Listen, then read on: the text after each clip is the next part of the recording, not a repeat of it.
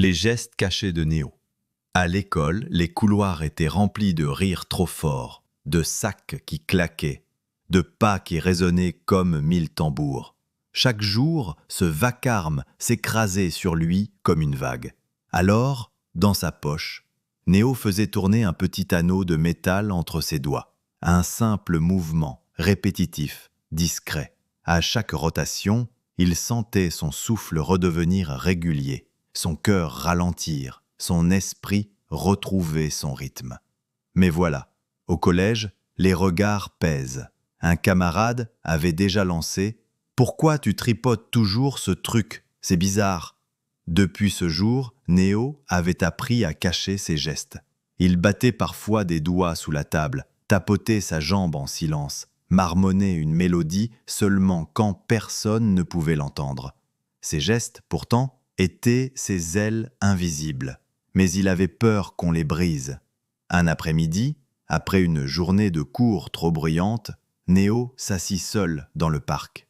Le vent soufflait doucement dans les arbres. Il sortit son anneau et le fit tourner, librement cette fois, sans se cacher. Une fille de sa classe, Mila, passa par là. Elle s'arrêta. Néo se crispa, prêt à le ranger. Mais Mila sourit. « Tu sais, moi, quand je stresse, je fredonne toujours le même air. Ça m'aide. » Néo la regarda, surpris.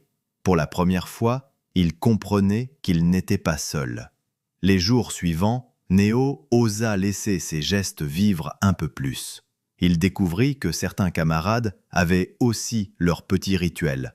Taper du pied avant un contrôle, mordiller un crayon, faire tourner un stylo. Chacun, à sa façon, trouvait son rythme dans le chaos. Alors Néo comprit. Ces mouvements n'étaient pas des faiblesses, mais des outils d'équilibre, des langages du corps. Et même si certains ne comprenaient pas, il décida de ne plus s'en priver. Car ces gestes faisaient partie de lui comme un fil conducteur invisible qui l'aidait à avancer dans un monde parfois trop bruyant. À l'adolescence, on apprend souvent à cacher ses différences par peur du jugement. Mais les mouvements répétitifs, le stimming, ne sont pas des défauts. Ce sont des ressources intérieures, des forces discrètes qui permettent de respirer, de se concentrer, d'être soi-même. En conclusion, les gestes de Néo nous rappellent que chacun a sa propre manière de se protéger et de trouver son équilibre. Ce que certains voient comme une bizarrerie est en réalité une force, un langage invisible qui aide à vivre dans un monde parfois trop bruyant. L'important n'est pas de cacher ce que l'on est, mais d'apprendre à s'accepter et à reconnaître que chaque petit geste peut être une clé pour avancer plus sereinement.